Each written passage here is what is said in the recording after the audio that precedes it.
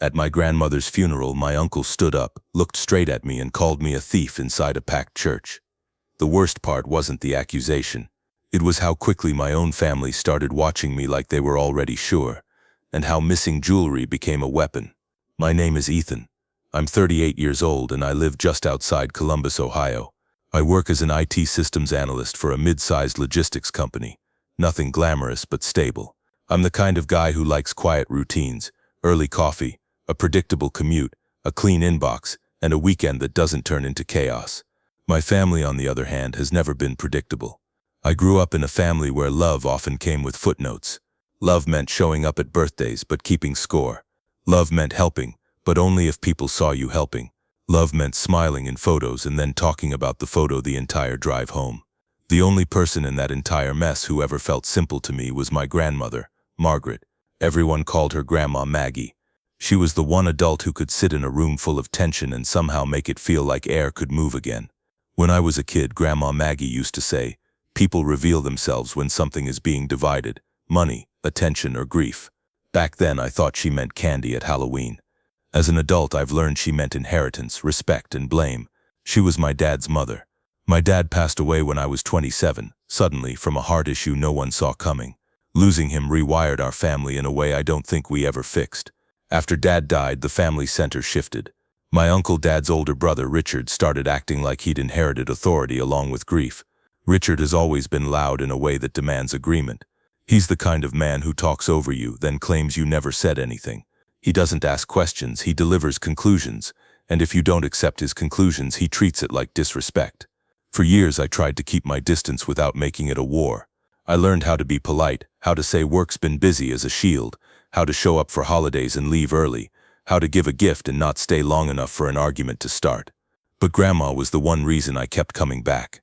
By the time she was in her late 70s, she was still sharp enough to read people, sharp enough to call out nonsense, sharp enough to look Richard in the eye and say, "No, that's not what happened," when he tried to rewrite the past. I used to admire that. I still do. Then slowly the years caught up with her. It started small. She forgot names of neighbors. She misplaced her reading glasses in the fridge and laughed when we found them. She repeated stories more often, but the punchlines came out wrong. At first it was easy to pretend it was just normal aging, but then there were moments that didn't feel normal. Like when she called me late one night, whispering, convinced someone had been in her house. I drove over in sweatpants, heart hammering, ready to confront an intruder. The doors were locked. The windows were fine. The only thing out of place was her purse, sitting on the kitchen table, open like she'd dumped it out searching for something. She looked at me, eyes watery, and said, "I know I had it. I know I had it. They think I don't notice." "Had what, Grandma?" I asked gently. She pressed her fingers to her temple like she could trap the thought before it escaped. "My jewelry, the little box." That was my first real introduction to the word that would later poison everything. Jewelry. Grandma Maggie wasn't a flashy person, but she had a few pieces that mattered. A pearl necklace my grandfather gave her on their anniversary, a gold locket with a tiny photo of Dad inside, a simple diamond ring, not huge but old and set in a way you don't see much anymore, and a bracelet she wore on holidays with a few charms that told a story if you knew what you were looking at. Those items didn't matter because they were expensive. They mattered because Grandma remembered the people attached to them. The jewelry was memory you could hold. After that night, my concern grew. I started visiting more. Not just once every couple weeks, more like every few days. I'd bring groceries, check her mail, help with prescriptions.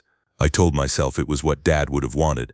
The truth is, I couldn't stand the idea of her being scared in her own home.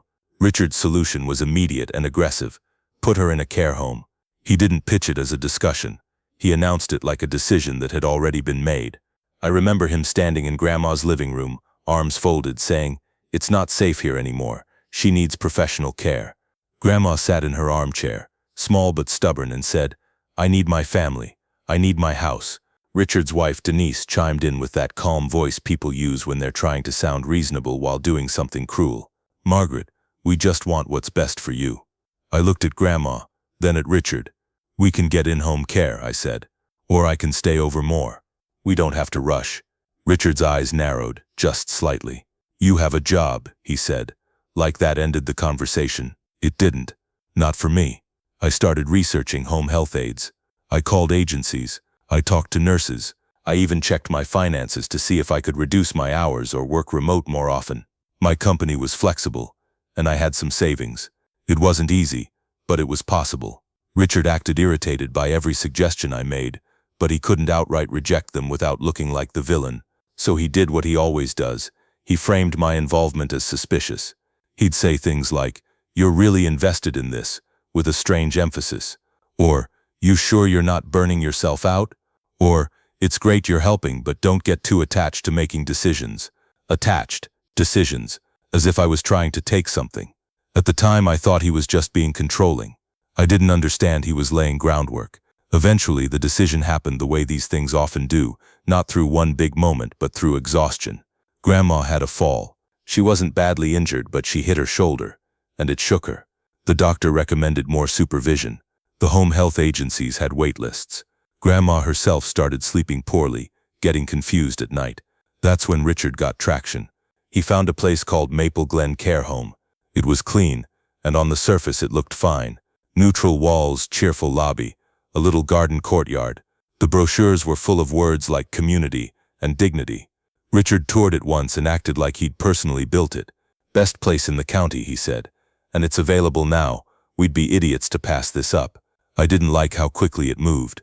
I didn't like that Richard suddenly became the point person.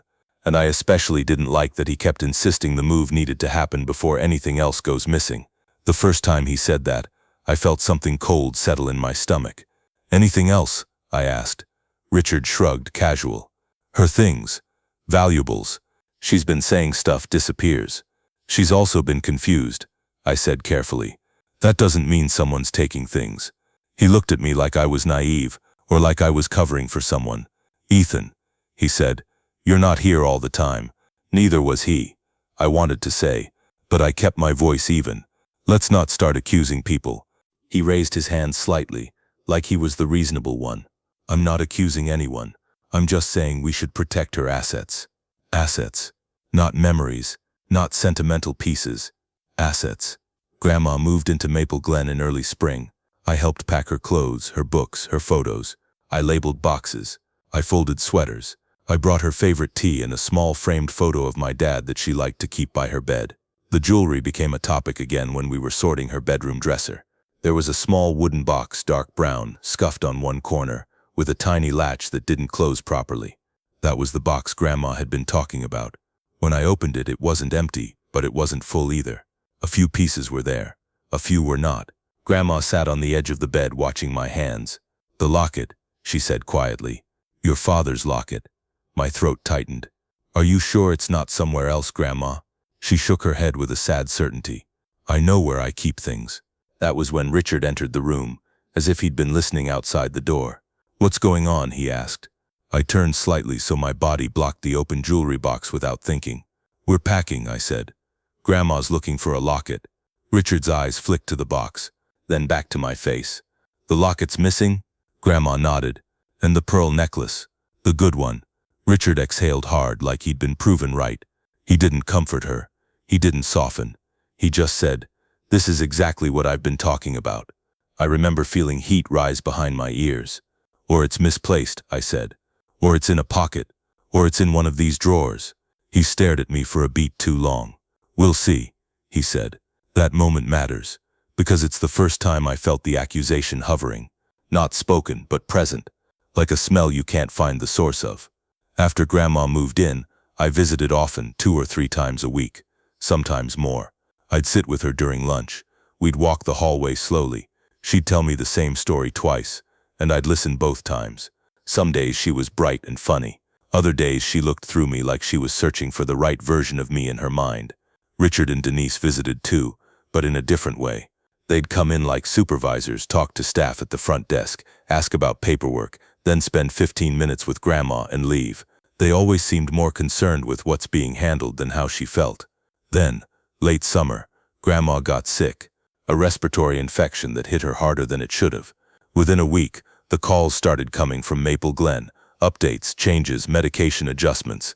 I took time off work. I sat by her bed, watching her chest rise and fall, listening to the soft mechanical sounds of a building that's always awake. She passed away on a Tuesday morning, just after sunrise.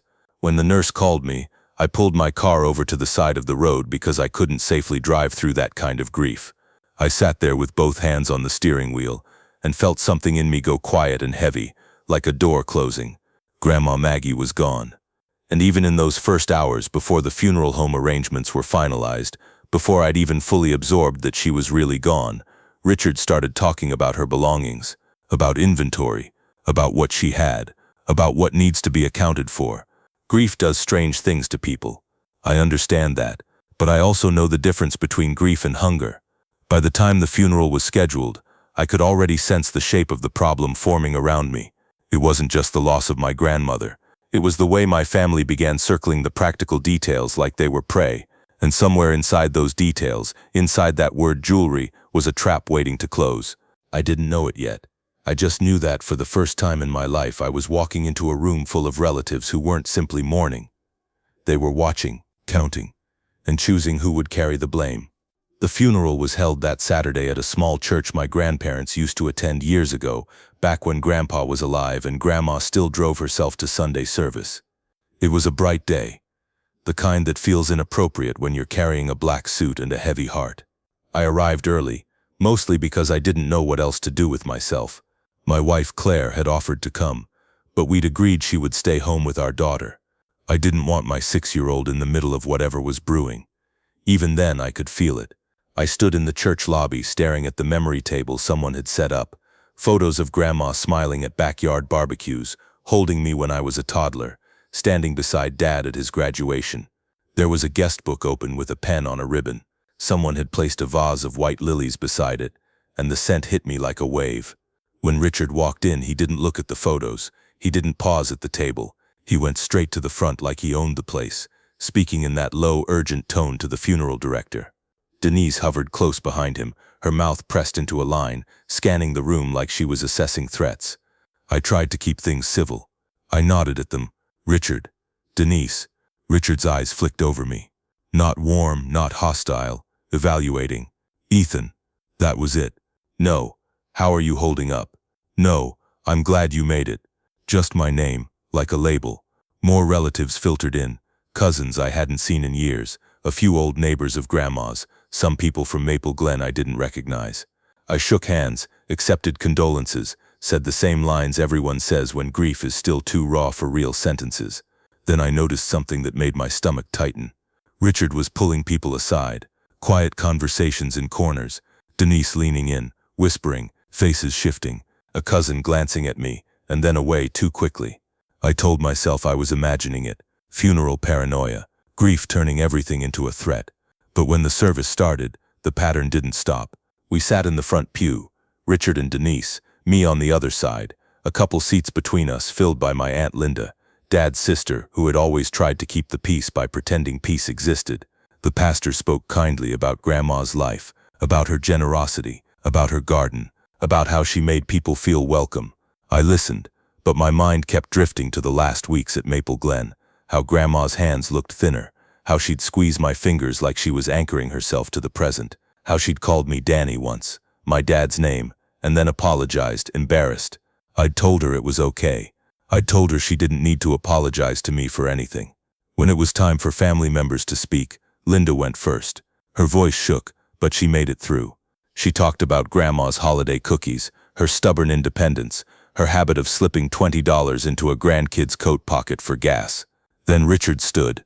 He cleared his throat, and the room got quiet in that immediate way people quiet down for authority. Richard had always carried himself like someone important, even when he wasn't. He started fine. He said Grandma was a strong woman. He said she loved her family. He talked about how he'd handled her care these last months, the way you might talk about managing a project at work. That bothered me, but I let it go. Funerals aren't the place for arguments. Then Richard's tone shifted. I also want to address something, he said, looking not at the pastor, not at the casket, but out into the audience. The air changed. I felt it before I understood why. There's been, he paused, like the word was painful to say, a situation. And it's been weighing on my mother's heart for months. My mother's heart, not my mother's grief, not her fear, her heart, like a prop. I kept my gaze forward, jaw tight. Richard continued. Mom told me, more than once, that things were missing. Valuables, family items. I felt my pulse start to climb, a hard thudding in my neck. He turned his head toward me slowly, and for a second, it was like the whole church narrowed down to his eyes. "And I think it's only right," he said, voice louder now, "that we acknowledge what happened. Because we can't honor my mother if we pretend the truth doesn't matter." Then he said it. "Ethan stole her jewelry." For a heartbeat, I didn't breathe. I didn't move. I honestly didn't even understand the sentence as a real thing that had been spoken out loud. Then the reactions hit me all at once. Small gasps, a couple murmurs, someone shifting uncomfortably. Denise put her hand on Richard's arm like she was restraining him, but she didn't look surprised. She looked satisfied. My Aunt Linda made a strangled sound. "Richard, no." Richard raised his hand. Don't defend him." Mom was confused, but she knew her things were disappearing when he started coming around more. It was the most vicious kind of lie, because it used Grandma's illness as a weapon. I stood up so fast my knees bumped the pew in front of me. "That's not true," I said, louder than I intended. Richard didn't flinch. He looked at the audience again, performing. He was always the one helping, always the one checking her drawers and organizing her things. My hands were trembling. I hated that. I hated that he could force my body into a reaction and then use it as proof. I looked around and saw faces I cared about, people I'd hugged, people who'd watched me grow up, watching me like I was something uncertain. I tried to steady my voice. "I didn't take anything. I was the one trying to make sure she was safe." Richard's mouth twisted. "Then where is it, Ethan? Where's the locket? Where's the necklace? Where's the ring she wore every Christmas?" My brain raced. The truth was, I didn't know. I knew some pieces were missing. I knew Grandma believed they were missing, but I also knew that I hadn't taken them. I said the only honest sentence I had. "I don't know where they are." A few people reacted to that like it was a confession. Richard nodded slowly, like he'd just won. "Of course you don't." Linda stood up, furious now. "Richard, stop. This is a funeral." But Richard was past stopping. He took a step forward, and his voice sharpened. "I'm not going to let him sit here and play the grieving grandson while he robbed my mother." I could barely hear the pastor trying to interrupt. Everything sounded muffled, like I was underwater. My vision locked onto the casket. Grandma was in there. The last gift we could give her was dignity, and Richard had turned her funeral into a trial. I swallowed hard and forced myself to speak calmly, because I knew if I raised my voice he'd paint me as guilty and unstable. "Richard," I said, "if you have an accusation, you do it privately. You don't do it here." He leaned his head slightly. "Why? Afraid people will know who you really are." That was when I saw it clearly. This wasn't grief. This wasn't even anger. This was strategy. He wanted this public. He wanted witnesses. He wanted the story to take root in as many minds as possible before I could fight it. Denise finally spoke, her voice sweet like poison. "Ethan, if you made a mistake, if you were struggling financially, there are ways to fix it." I stared at her. "I make good money. Not rich, but comfortable." She knew that. It wasn't about money. It was about control, about reputation, about making me the problem so no one looked too closely at anything else. I looked back at Richard. "I didn't steal anything," I said again. "And I'm not doing this in front of Grandma." Then, because I could feel myself cracking under the pressure, I did the only thing that kept me from saying something unforgivable. I walked out.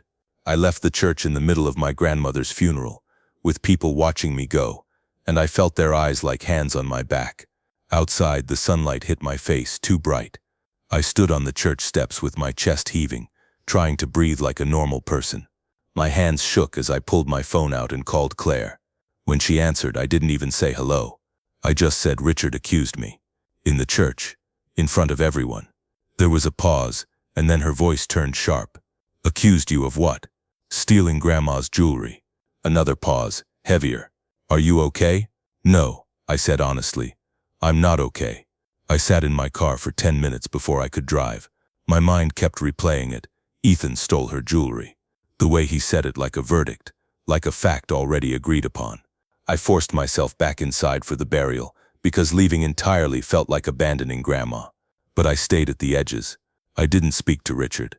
I didn't make eye contact with Denise. I kept my answers short when relatives approached me with uncertain condolences. Some people avoided me entirely. Others tried to be kind, but even their kindness had questions behind it. After the graveside service, as people gathered near their cars, my cousin Mark approached me. We'd been close growing up. He looked uncomfortable, shifting his weight. "Ethan, did you?" I felt something snap inside me. Not loud, just final. "No," I said, "and the fact you even have to ask me tells me Richard's already done what he came to do." Mark's face reddened. He said it so confidently. "Yeah," I said, "that's his talent." When I got home that night, I sat at my kitchen table in my suit, tie loosened, staring at nothing. Claire placed a mug of tea in front of me and sat down across from me. "I keep thinking about Grandma," I said quietly. How scared she sounded when she talked about things missing. Claire nodded. "That doesn't make you guilty." "I know." I rubbed my hands over my face, but Richard's making it sound like I was circling her like a vulture. Claire's eyes narrowed. Why would he do that? I opened my mouth, then closed it, because that was the question I couldn't answer yet. Not fully, but I did have a thought I hadn't wanted to admit to myself. If the jewelry was truly missing, someone had it, and Richard was acting less like a grieving son and more like a man trying to make sure no one looked in his direction. The next morning, I started doing what I do when my life feels out of control. I started gathering facts. I called Maple Glen and asked to speak to the administrator. A woman named Karen answered, professional and cautious. I explained who I was. I explained that family property was missing and that accusations had been made. There was a pause on the line. Then Karen said carefully, "We do have an intake inventory for residents' personal valuables if they choose to declare them, and we have a release form when property is removed." My stomach tightened. "Can I get a copy?" "I can't release resident documentation without authorization," she said. "Usually that would go to the power of attorney or executor." And there it was, the first lock on the door. "Who is listed?" I asked, already knowing. Another pause. "Richard Hayes." "Of course." I kept my voice steady. "So if someone removed her valuables, there'd be a form?" "Yes," Karen said, "if it went through our process." "If it went through," I repeated. Karen didn't answer directly, but her silence had shape. I thanked her and ended the call. Then I called Richard. He answered on the second ring, as if he'd been waiting. "What?" "I spoke to Maple Glen," I said. "They have inventory and release forms. I want copies." Richard laughed once, short and humorless. "You want copies?" "Yes." "Why?" he asked, and I could hear the smile in his voice. "So you can figure out what you forgot to return." My fingers clenched around the phone. "Richard, this isn't a joke. You accused me in public. If you're going to do that, then we're going to do this properly." His tone hardened. "I already know what happened." "You don't," I said. "You're claiming you do." There was a beat of silence. Then he said, "Stop calling Maple Glen. Stop digging. The family knows enough." That sentence landed like a warning, not a request. "Why are you afraid of paperwork?" I asked. His voice sharpened. "I'm not afraid of anything. I'm protecting my mother's memory from a thief." I took a breath. "Send me the forms." He hung up. I stared at my phone, feeling the anger rise, hot and steady. Then I did something I had never done with Richard before. I stopped trying to keep the peace. Over the next week, I called 2 cousins and Linda. I told them exactly what Karen at Maple Glen had said about inventory and release forms. I asked if anyone had seen any paperwork when Grandma moved in, or when her belongings were collected after she passed. Linda sounded exhausted. "Richard handled everything," she said. "He told me not to worry about it." That fit too neatly. Richard always handled things where the handling couldn't be witnessed. Then on Thursday afternoon, I got a call from an unknown number. When I answered, a quiet male voice said, "Mr. Hayes? This is Daniel. I work maintenance at Maple Glen. I shouldn't be calling you, but after what I heard, I don't think you took anything." My heart kicked. "What did you hear?" He hesitated. "I was there the day someone cleared out your grandmother's room. There was an argument at the front desk about signing for a bag." "A bag?" I repeated, leaning forward like the phone could pull more details out of him. Daniel swallowed audibly. "Yeah, a small bag, like a purse-sized bag. They said it was personal items. They told me to mind my business." "Who was they?" I asked. He didn't answer immediately. Then he said very quietly, "Your uncle." And before I could ask another question, the line went dead. The dead line sat in my ear like a punch. For a few seconds I just stared at my kitchen wall, phone pressed to my cheek, listening to nothing and trying to decide if I'd imagined the whole thing. Daniel, maintenance at Maple Glen, an argument at the front desk, a small bag. Richard. It wasn't proof. It wasn't even a statement I could quote without sounding desperate. But it was the first time since the funeral that the story moved in a direction that made sense. Richard didn't accuse me because he was certain. He accused me because he needed everyone else to be certain. I tried calling the number back immediately, straight to voicemail. No greeting, just an automated message that the mailbox wasn't set up. I texted anyway. "This is Ethan Hayes, please call me. I just want the truth." No reply. I sat down, hands flat on the table, and forced myself to think like I do at work when there's an outage. Don't panic. Trace the system. Follow the path of the data. Step 1. Documents. Step 2. Witnesses. Step 3. Footage, if it existed. Maple Glen had already told me there were intake inventories and release forms. If Richard took a bag of personal items, someone should have signed for it. And if he didn't sign for it, that meant he'd either bullied staff into handing it over without the process, or he'd done something worse. But there was another layer now, one I couldn't ignore.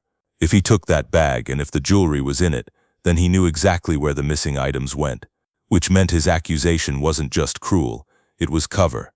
That night, Claire listened while I explained the call. "He sounded scared," I said, like someone told him to shut up. Claire's eyes narrowed. "Do you think they threatened him?" "I don't know," I admitted, "but people don't hang up mid-sentence unless they suddenly realize they're not safe." Claire reached across the table and took my hand. "So what do we do?" I stared at our joined fingers, trying to keep myself from spiraling. "We stop treating this like family drama," I said quietly. "We treat it like an accusation that could destroy me." Because that was the part that kept me up at night. Richard didn't just insult me. He called me a thief in a church full of witnesses. He planted a story in people's minds that would follow me into every family gathering, every conversation, every moment where my name came up. And if he ever decided to take it further, police report, lawsuit, restraining order from family property, I'd be defending myself against a narrative he'd already built. The next morning I took a personal day and drove to Maple Glen. I didn't call first. I didn't want "Richard Hayes was here yesterday" to become a sentence said about me. I wanted the staff to see my face, hear my voice, and understand I wasn't going away. The lobby smelled like lemon cleaner and old carpeting. A little TV played a daytime talk show at low volume. A receptionist sat behind the desk typing, not looking up until I stepped closer. "Hi," I said. "My name is Ethan Hayes. My grandmother was Margaret Hayes. She passed last month." Her posture changed instantly. Shoulders stiffening, eyes sharpening with recognition of a situation. "Yes," she said. "I remember." "I need to speak to the administrator," I said. "Karen." The receptionist hesitated. "Is this about the items?" That told me everything I needed to know. This wasn't new to them. This was already a file on someone's desk. "Yes," I said. "It is." She picked up the phone, murmured something, then looked back at me. "She's in a meeting. You can leave a message." I leaned in slightly, keeping my tone even. "Please tell her I'm here in person, and I'm requesting documentation related to the intake inventory and any release of valuables. Also, I need to know your security camera retention policy." The receptionist blinked. "Security? I'm not asking for footage yet," I said.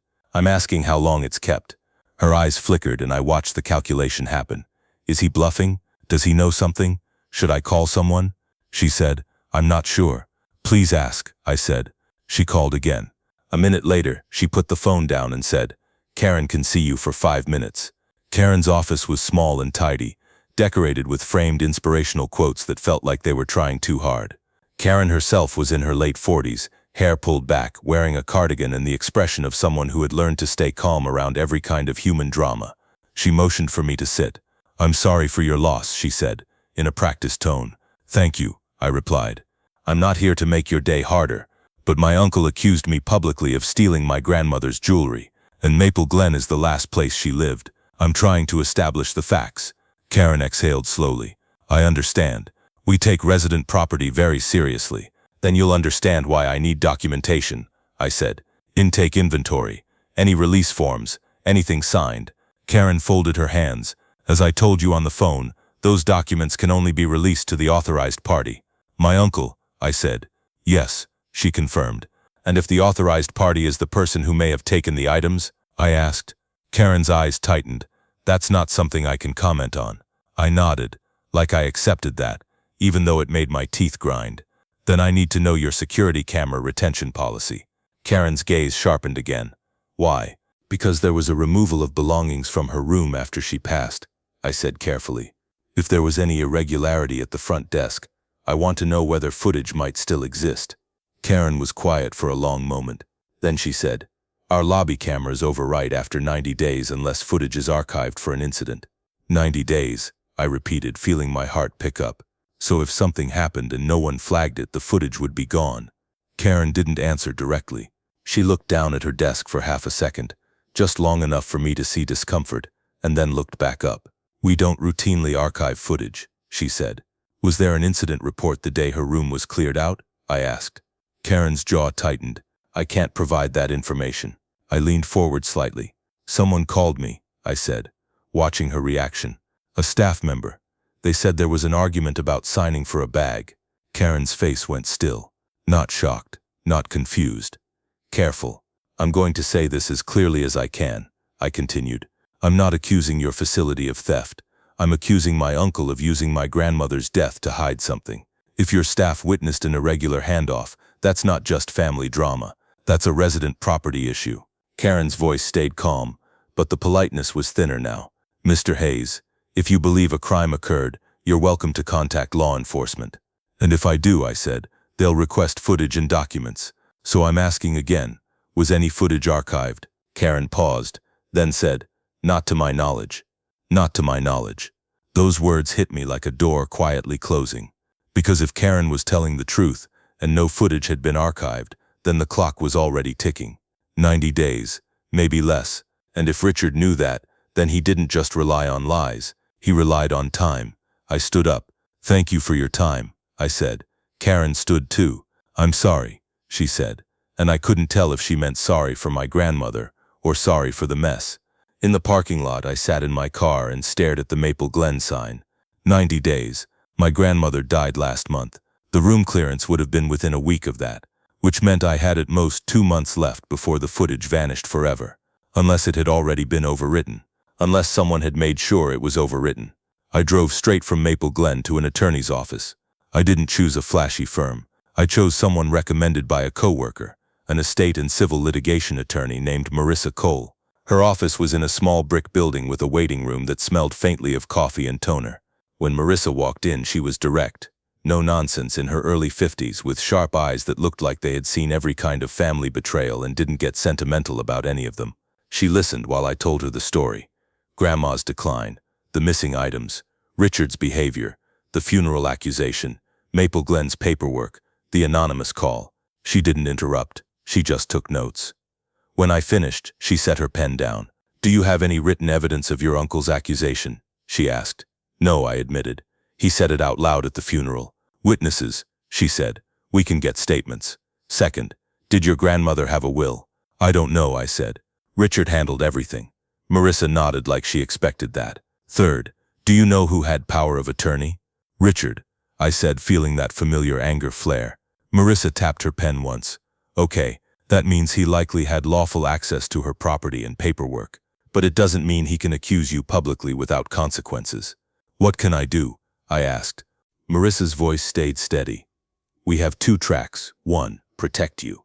A public accusation of theft can be defamation depending on context and damages. 2, get information. We can send a preservation letter to Maple Glen immediately demanding they preserve all relevant footage and records." My head lifted. "A preservation letter?" "Yes," she said. "It's not a magic wand, but it's the first step. It puts them on notice. If they destroy evidence after receiving it, it becomes a much bigger issue for them." I felt the first real wave of relief since the funeral. Not happiness, just something like traction. "Do it," I said. Marissa nodded.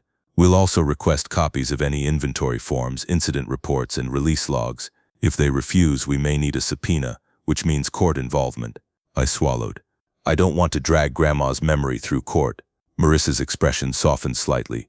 "Mr. Hayes, your uncle already dragged it through a church aisle. You're trying to clean it."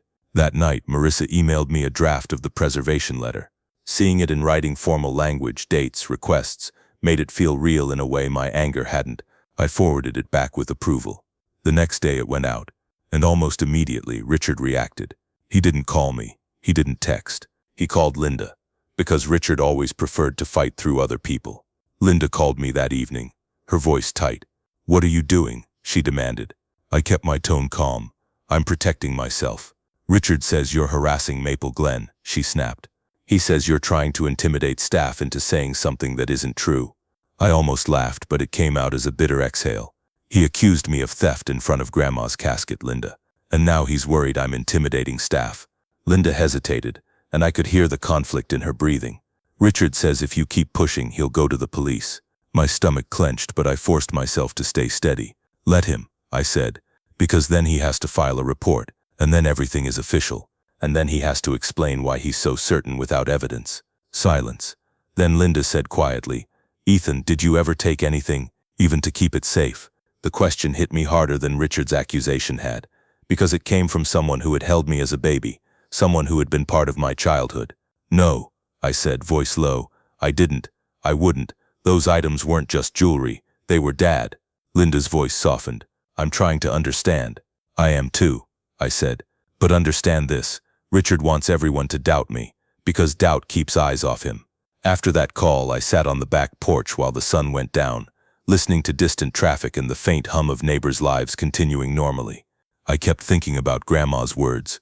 People reveal themselves when something is being divided. Money, attention, or grief. Grief was being divided right now, and Richard was taking the biggest share. 3 days later, Marissa called me. Maple Glen received the preservation letter, she said. They acknowledged it. My heart lifted. So the footage is safe. They didn't say that, she replied. They said they'll preserve relevant records pending proper authorization. Authorization. Always that word. What does that mean? I asked. It means they're still hiding behind your uncle's POA status, Marissa said. But now they can't pretend this never happened. I swallowed. And the security video? Marissa paused. They haven't confirmed whether any footage was archived. I closed my eyes. So we're still racing the overwrite. Yes, she said. We may need to file for a court order quickly. After the call, I felt both progress and dread. Because progress meant escalation, and escalation meant Richard would stop playing this like gossip and start playing it like war. A week later, my cousin Mark texted me a screenshot. It was a Facebook post from Denise.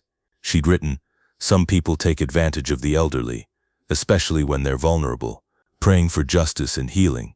No names, no direct accusation, but every person in our family knew exactly who she meant. My hands shook as I stared at the screen, not from fear, this time from fury. I sent Mark a message back. Don't respond. Screenshot everything.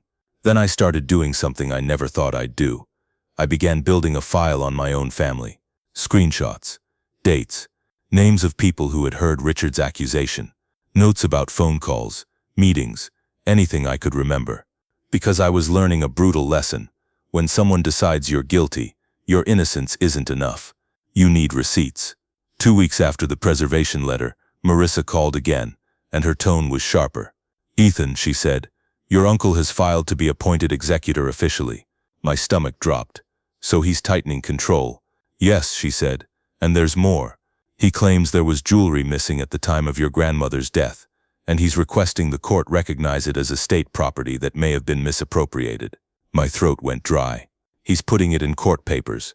He's laying groundwork," Marissa said, "which means we need to move faster." I paced my kitchen, phone pressed to my ear. "What do we do?" "We petition for discovery," she said. "We get Maple Glen's records. We request security footage if it exists. We also demand any documentation of property retrieval." "And if the footage is gone?" I asked, almost afraid of the answer. Marissa's voice stayed measured. "Then we focus on documents and testimony. Staff statements, intake inventory, anything that shows chain of custody." Chain of custody. That phrase echoed in my head after the call ended because it made me realize something important. Richard had chosen jewelry for a reason. Jewelry is small, portable, easy to hide, easy to sell, easy to claim was lost, and most of all, easy to accuse someone else of taking. That night I couldn't sleep. Around 2 a.m., I got up and sat in my living room with the lights off, staring at the faint glow from the street lamp outside. I thought about Daniel's voice on the phone, how he'd said he shouldn't be calling, how he'd mentioned an argument about signing for a bag. What kind of bag needed a signature? And why would Richard argue about signing, unless signing created a trail he didn't want? That was the question that kept my mind circling like a dog that won't lie down. Then, a month after the funeral, something happened that felt small at first, but it ended up changing everything. I got an email from Maple Glen, Not from Karen, from their corporate compliance department. The subject line read, RE Preservation Request, Margaret Hayes. My pulse spiked as I opened it. The email was polite, legal-sounding, and careful. It confirmed they had received the preservation request. It confirmed they were reviewing their records. And then it contained one sentence that made my stomach drop and my hands go cold at the same time. Please note, security footage is retained for a limited time unless an incident triggers archival. Incident triggers archival. An incident, which meant that if there had been an incident, an argument, a dispute at the desk, a staff member uncomfortable enough to report it, there was a chance something had been saved. A chance. But it also meant something else. If there was archived footage, someone at Maple Glen already knew it existed. And for reasons I didn't fully understand yet, they were still hesitating to acknowledge it. I stared at that email until my eyes burned, then forwarded it to Marissa with a single line. Does this mean there is archived footage? A minute later, my phone buzzed with Marissa's reply. Possibly. And if so, we need it before it disappears or before someone convinces them it should. Marissa called me the next morning before I'd even finished my coffee. You're not going to like this, she said. I straightened in my chair. Just tell me. Maple Glen's corporate compliance is stalling, she replied. They're not denying anything outright, but they're also not confirming whether footage was archived. They're waiting to see if your uncle objects. Why does he get a vote? I asked, voice rising despite my effort to stay calm. Because he's still the listed power of attorney and now he's positioning himself as executor, she said. They're treating him as the authorized decision maker. I clenched my jaw so hard it ached. So the guy who accused me gets to block evidence. That's exactly why we need to move this into formal discovery, Marissa said. Fast. What do you need from me? I asked. Names, she replied. Everyone who was present when your uncle accused you.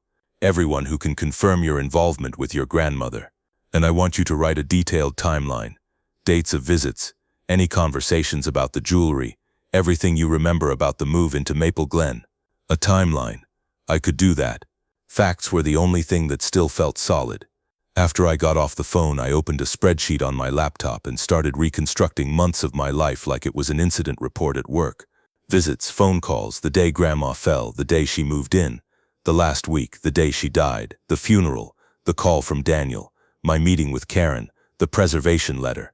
Halfway through, I realized how much of my energy had been spent simply trying to be decent, and how easily decency could be twisted into a weapon. That afternoon, I got a text from Linda. Richard says you're trying to steal the estate. I stared at it for a long moment, then typed back. I'm trying to stop him from stealing my name.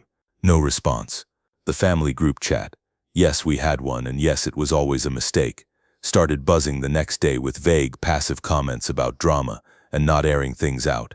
Denise dropped another quote about truth always coming to light. Nobody said my name. They didn't have to. My silence had already been interpreted as guilt. That weekend, I went to my Aunt Linda's house. Not to argue, just to look her in the eye and make her see me as a person again, not a rumor. She opened the door with an exhausted expression. Her house smelled like laundry detergent and coffee. The TV was on low in the background, some home renovation show no one was watching. I can't keep doing this through texts, I said. Linda crossed her arms, defensive but uncertain. Richard is devastated, Ethan. So am I replied. And he turned Grandma's funeral into a public accusation. That's not devastation, that's cruelty. Linda's eyes flickered away. Mom did say things were missing. I know, I said, and that's why I'm fighting. Because if things were missing, someone took them. And I didn't. Linda studied my face like she was searching for a crack. Why would Richard do this? That was the question everyone asked, like the answer had to be too ugly to exist. I took a breath. Because if Richard is the one who removed her valuables, he needs a scapegoat. And I'm the easiest scapegoat. I visited more than anyone. I don't scream back. I don't threaten. I just absorb it. Linda's lips pressed together. Richard has always taken care of the family. No, I said, voice steady. Richard has always taken control of the family. Those aren't the same thing. She looked down at her hands. He said you've been calling Maple Glen and pressuring staff. I asked for paperwork and footage, I said. That's not pressure. That's accountability. Linda sighed, the sound of someone who wanted peace more than truth. What do you want me to do? I leaned forward slightly. I want you to remember who I am, I said quietly, and I want you to tell me the truth. Did you ever see Grandma's jewelry after she moved into Maple Glen? Linda hesitated. Then she shook her head. No. Did Richard ever show you anything? I asked. A bag? A box? Any items he said he was securing? Her face tightened. He mentioned he was taking care of her valuables. He said it like it was normal. My stomach dropped. When? Linda looked uncomfortable. A few days after she died. He said the facility had her things, and he was going to pick them up. He told me not to worry. My hands went cold. Did he ask you to go with him? No, she said. He said it would be a hassle. Of course he did. I stood up, my chair scraping softly. Linda, if he picked up her valuables, there should be paperwork. There should be a signature. There should be a chain of custody. Linda swallowed. So what are you saying? I met her eyes. I'm saying I think Richard took Grandma's jewelry. And then he accused me so no one would question why it disappeared. Linda looked like she wanted to deny it, but the denial didn't come easily anymore. When I left her house, I felt a strange mixture of relief and grief. Relief that someone had finally admitted Richard claimed to pick up valuables. Grief that the person admitting it was doing so with fear, like truth itself was dangerous. The following Monday, Marissa filed an emergency motion related to evidence preservation and discovery. It wasn't a dramatic courtroom scene like in movies. It was paperwork, deadlines, legal arguments written in careful language. But I could feel the pressure shift. Once the motion was filed, Maple Glen's tone changed. 2 days later, Marissa called and said, "Compliance responded again." And, I asked. They confirmed there was a front desk dispute on the day your grandmother's belongings were released, she said. And because of that, a short segment of lobby footage was archived. My heart slammed so hard I had to sit down. "There's video," I whispered. "Yes," Marissa said. "But, there's always a but. They will not release it voluntarily without either authorization from the estate representative, your uncle, or a court order," she continued. I exhaled sharply through my nose, anger flaring. "So we get the court order." "We're trying," Marissa said. "But there's a hearing date, and your uncle will be there, and he will fight it." "Let him," I said, and I meant it. That night, Richard finally called me directly. Not Linda, not Mark. Me. His voice was calm in that artificial way, like he'd rehearsed it. "You really want to do this?" I held the phone away for half a second, almost amazed by his audacity, then put it back. "Do what, Richard? Clear my name?" He gave a small, humorless laugh. "You're stirring up a lot of trouble." "You stirred it up," I said, "at Grandma's funeral." He paused. "You could have handled this privately." My grip tightened. "You didn't give me private. You gave me public humiliation." Richard's tone hardened. "Fine. You want to play lawyer games? Play them. But understand something. Once you start this, you don't control what comes out." I felt my pulse spike. "Is that a threat?" "It's a warning," he replied smoothly. "You're not as clean as you think." I almost asked him what he meant. Almost. But I stopped myself because I'd learned he used conversation like fishing line. He tossed out bait, hoping I'd bite and give him something he could twist. "I'm not the one who should be afraid of footage," I said quietly. Silence. Then Richard said, "Footage gets overridden. Things happen. People misunderstand what they see." My blood ran cold. He knew.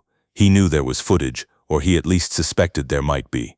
And he was already building a story to discredit it before anyone even watched it. I ended the call without another word, hands shaking.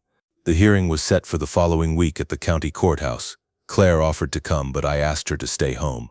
Not because I didn't want her support, because I didn't want Richard looking at my wife like she was collateral. I walked into the courthouse alone, suit pressed, folder in my hand, stomach tight. The hallway smelled like old paper and disinfectant.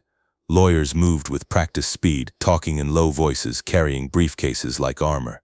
Richard was already there, sitting with Denise, and a man in a gray suit I assumed was his attorney. Richard looked relaxed, even comfortable, like this was his natural environment, rooms where people argued and someone got declared right. When he saw me, he smiled slightly, like we were two men meeting for a golf game. Denise's eyes followed me with open contempt. I didn't speak to them. I sat with Marissa on the opposite bench. She leaned toward me and murmured, "Don't react to anything he does. Let him perform. Judges hate performances." I nodded, trying to breathe. Inside the courtroom, it was all fluorescent lights and stiff benches and quiet authority. The judge listened while Marissa explained in clear, measured language that I had been publicly accused of theft, that relevant evidence existed at Maple Glen, and that it needed to be produced before it disappeared.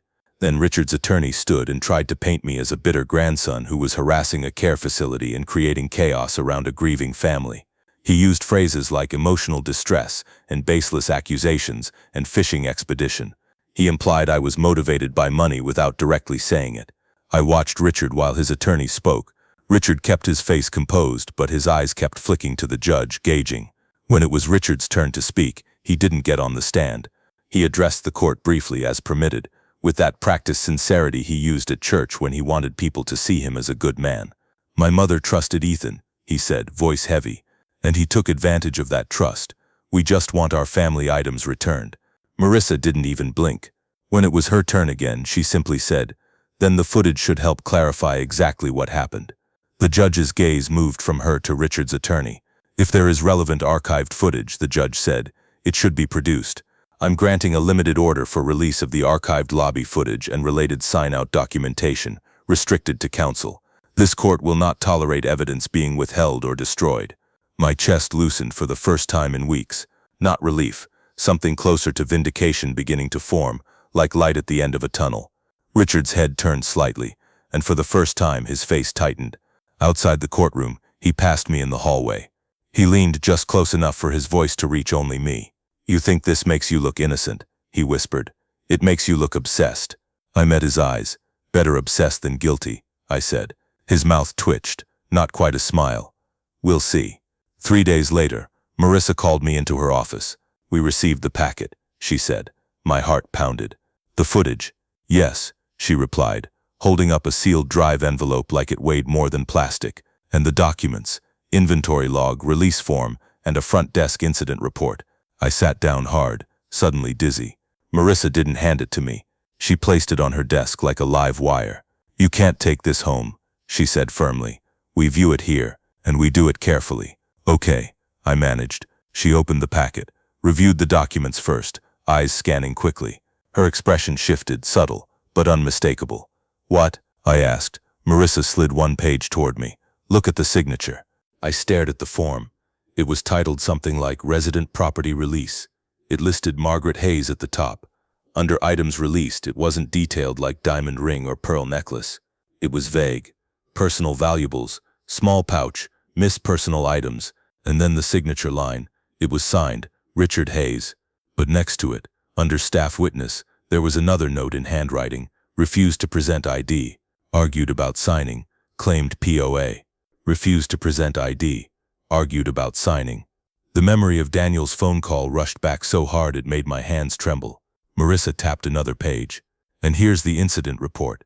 Front desk staff wrote that Mr. Hayes demanded immediate release of a small bag of valuables and became agitated when asked to complete normal procedure."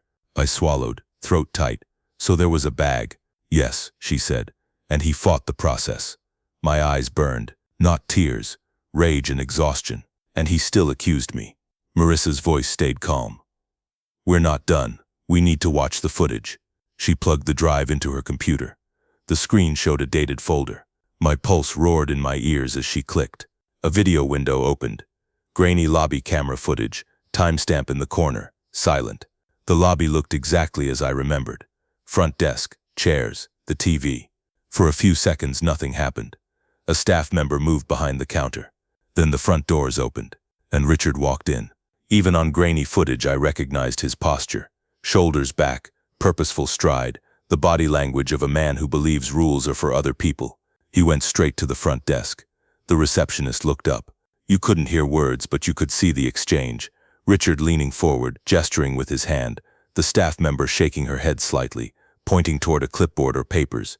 Richard's movements grew sharper. His hands chopped the air. He leaned closer, too close.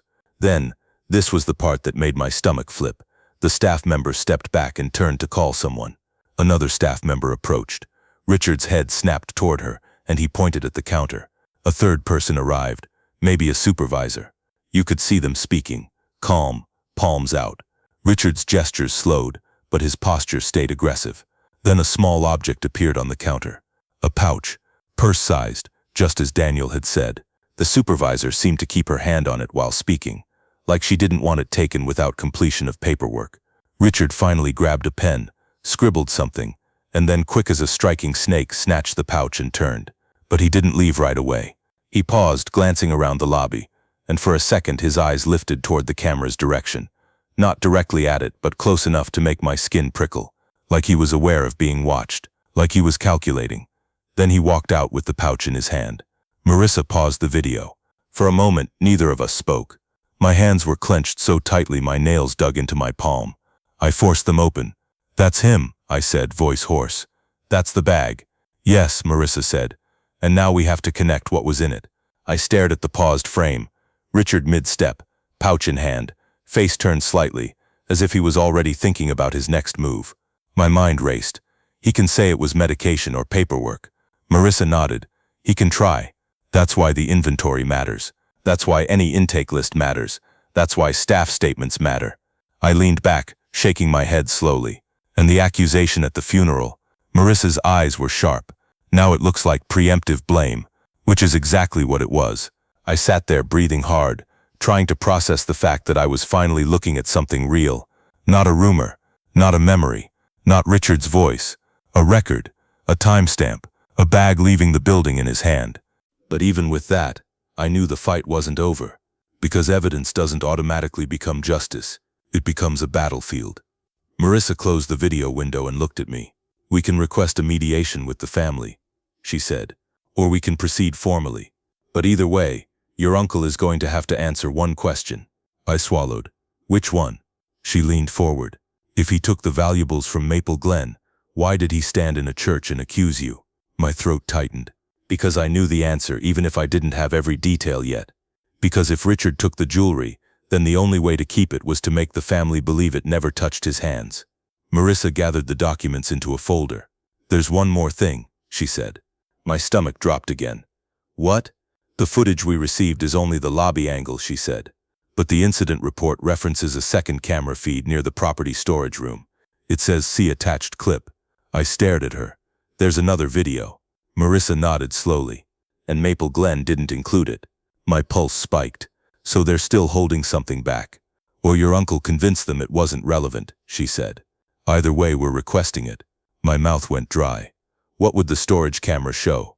Marissa didn't answer immediately. She just looked at me with the kind of expression that told me she'd been doing this too long to guess out loud. Then she said, "If there's a second clip, it might show what was handed over, or who else was involved." I stood up, legs unsteady. "Get it," I said, "before it disappears." Marissa nodded. "We will." As I walked out of her office into the winter air, my breath came out in a cloud. The world looked the same, cars passing, people walking dogs, life continuing like nothing had happened. But everything had changed. Because now I knew two things for certain. First, Richard had taken a pouch of valuables from Maple Glen. Second, he had tried to make me the thief before anyone could ever ask why he had that pouch. And somewhere, locked behind corporate caution and family politics, there was a second video clip that might show the part Richard never wanted anyone to see. The part that would turn his accusation into something far worse than cruelty. A confession with a timestamp. Marissa moved faster than I thought anyone could move in a system designed to move slowly. Within 24 hours, she sent a second, sharper demand to Maple Glen's corporate compliance department. This time referencing the incident report language, see attached clip, and the existence of a second camera feed near the property storage room. She made it clear that partial production of evidence after a court order could be viewed as non-compliance. While she handled that, I did my part. I started locking down every loose end Richard might try to twist. I asked my cousin Mark to write a statement about what he heard at the graveside, how people reacted, what Richard said, how I responded. I asked Linda gently but firmly to write down what she told me, that Richard claimed he was taking care of the valuables and picking them up. Linda resisted at first, not because she thought I was lying, but because writing it down meant choosing a side. Eventually she texted me, "I'll do it. I can't keep pretending this is normal." That one sentence felt like a crack forming in the wall Richard had built around himself. Then, 2 days later, Marissa called me and said, "They sent it." My heart jumped. "The second clip?" "Yes," she said. "Come in today. We're not waiting." I left work early, barely remembering to shut my laptop. On the drive to her office, I kept thinking about Grandma's face, about that last week at Maple Glen, about how she'd searched my eyes like she was trying to place me in the right timeline.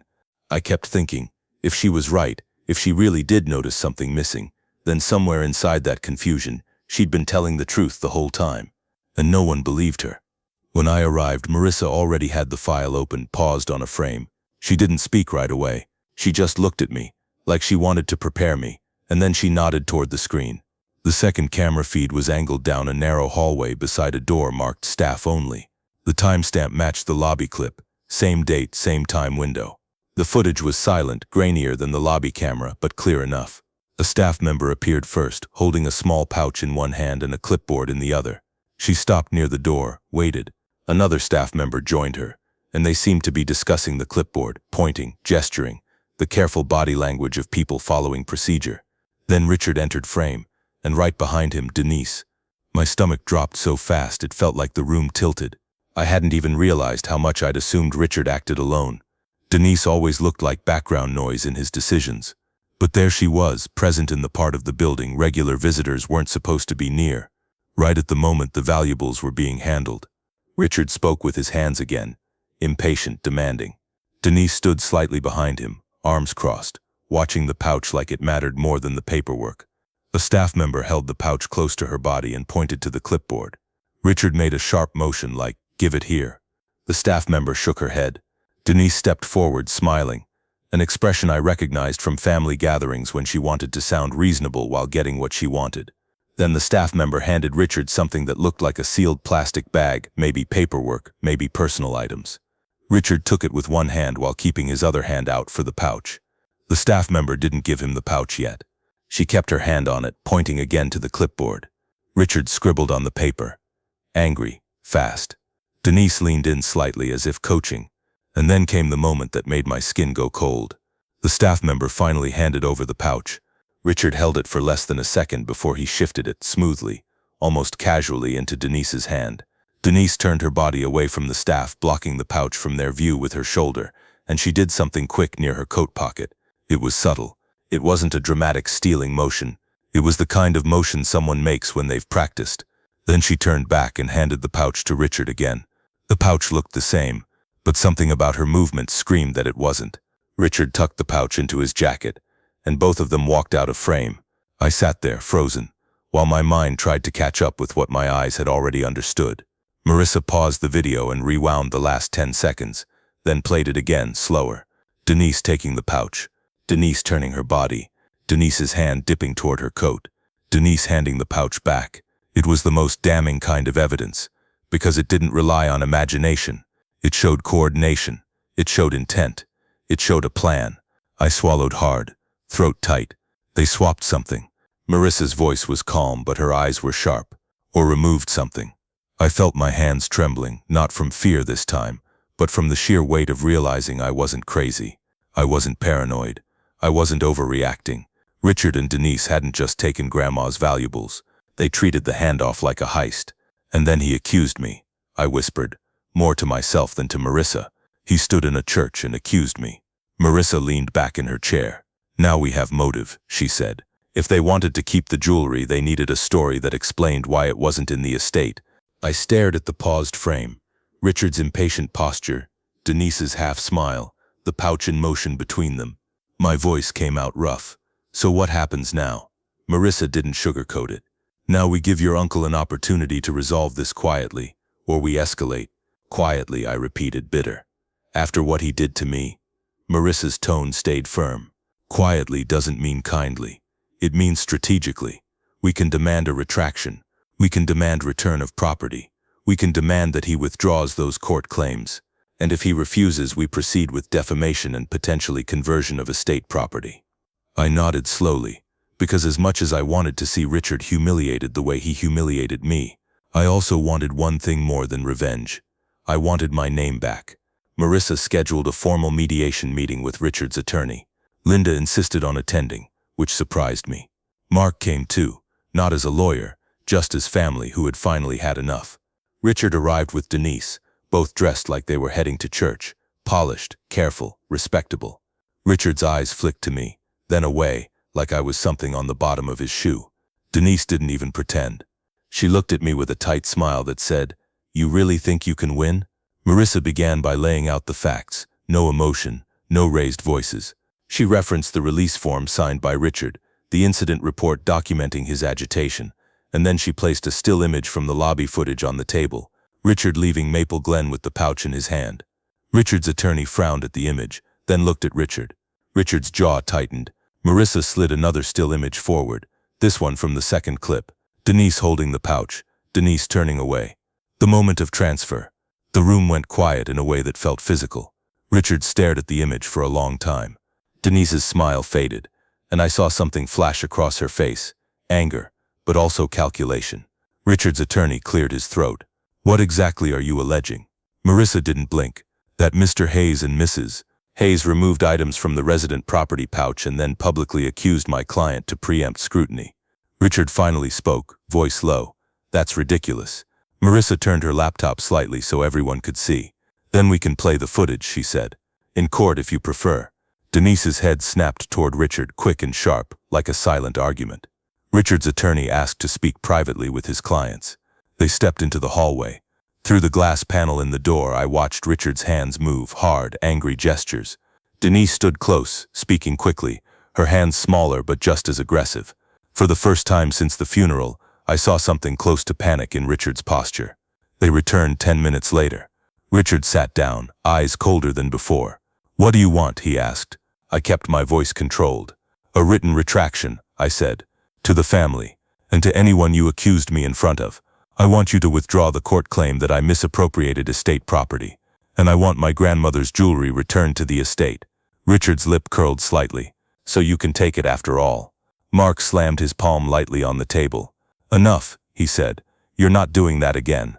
Denise's voice was sweet, but it trembled at the edges. We don't have the jewelry. Marissa didn't react. Then you won't mind an affidavit stating you never possessed it and never removed it, under penalty of perjury. Denise went silent. Richard's attorney exhaled, looking pained. Let's be realistic. Family heirlooms can be misplaced, lost in transitions. Perhaps we can resolve the defamation concern without. Marissa cut in. We have video of them taking the pouch, she said, and we have video of a suspicious handoff. This is not misplaced. This is conduct. Richard's eyes finally met mine, and the look he gave me was pure resentment.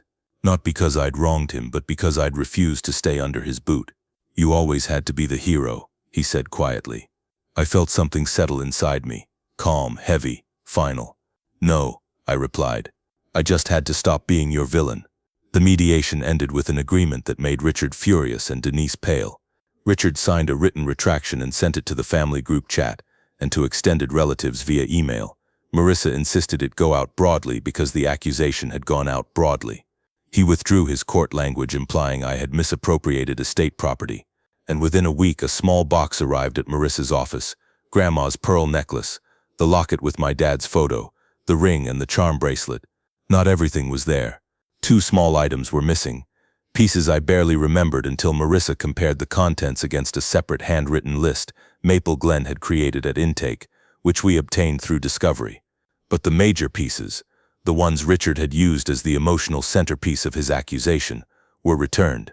When Marissa opened the box and placed the locket in my hand, I felt my throat tighten so hard I couldn't speak.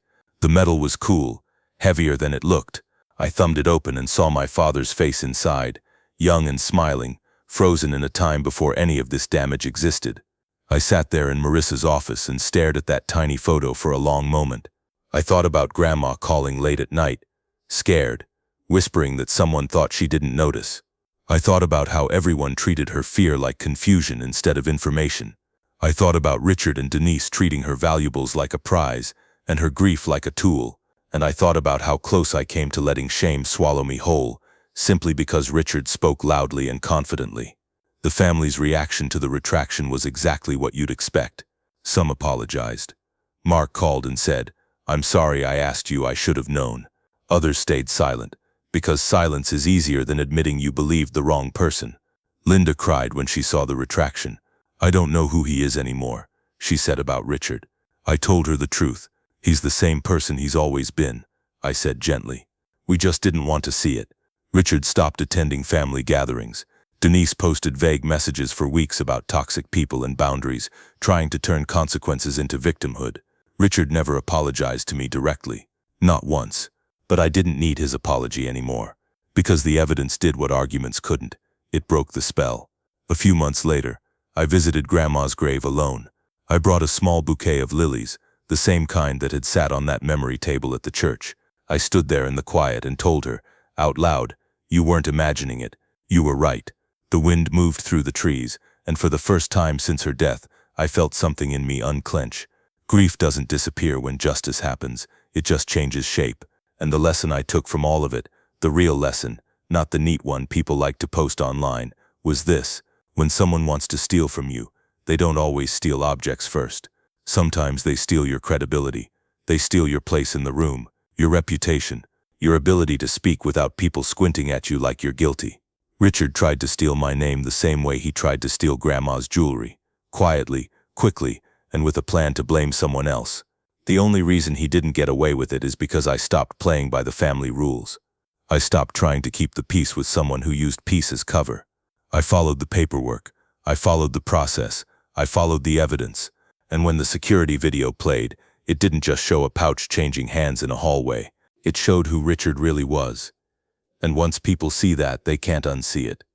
So if you're listening to this and you're in the middle of your own version of this, being accused, being smeared, being quietly set up, here's what I'll tell you. Stay calm. Get organized. Write everything down. Screenshot everything. Ask for documents. Ask for logs. Ask for footage. Ask for the boring proof. Because the truth doesn't need to be loud. It just needs to be recorded.